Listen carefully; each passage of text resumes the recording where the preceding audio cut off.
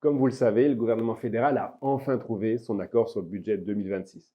J'ai évidemment reçu beaucoup de questions et c'est normal. Je ne vais pas pouvoir y répondre ici en moins de 2 minutes, mais je voudrais profiter de cette vidéo pour insister sur nos 3 priorités, les 3 priorités qui ont guidé notre action.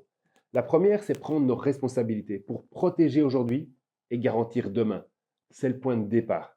Je sais que certains ne veulent pas voir le risque budgétaire, mais plutôt que de nier la réalité, comme ça a été fait par le passé, nous avons décidé d'assumer plutôt que de subir. Face aux risques pour des services essentiels comme la santé, la justice ou le soutien aux plus démunis, nous avons décidé d'agir, quitte à prendre des mesures impopulaires, pas par plaisir, mais parce que c'est nécessaire. Nous sommes bien conscients que la situation est difficile. C'est pourquoi, pour que ces efforts soient acceptables, nous avons avant tout veillé à ce qu'ils soient équitables. Des efforts justes, et c'est mon deuxième point. Le fil rouge, notre fil rouge dans la discussion était de veiller à ce que chacun fasse sa part et contribue en fonction de ses moyens.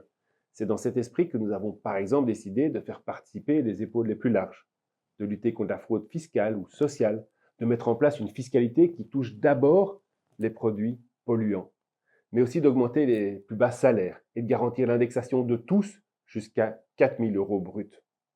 Nous avons aussi défendu des adaptations clés à l'accord de l'été qui nous semblaient justes et nécessaires, comme la prise en considération des périodes de maladie dans le calcul des pensions ou de la nuit de 23 heures à 6 heures du matin. Je ne vais pas pouvoir vous faire la liste exhaustive de toutes ces mesures ici, mais vous l'aurez compris, nous avons essayé de trouver un juste équilibre pour que l'effort soit soutenable, le plus soutenable possible. Nous avons voulu un accord juste, mais aussi voulu, et c'est mon troisième point, un accord qui préserve les secteurs essentiels, comme la santé en préservant la norme de croissance et le financement du personnel soignant, la sécurité et la justice, que ce soit en finançant les prisons, la cybersécurité ou notre diplomatie économique, mais aussi en veillant à soutenir les entreprises stratégiques comme dans l'aérospatiale par exemple, afin de garantir les emplois et notre prospérité de demain. Tout ça, on a voulu le faire en gardant un œil sur la transition environnementale. Parce que vous l'aurez compris, ce qu'on a voulu faire, c'est un accord qui protège aujourd'hui, mais qui garantisse demain, tout en veillant à ce que chacun fasse sa part et à préserver les secteurs essentiels.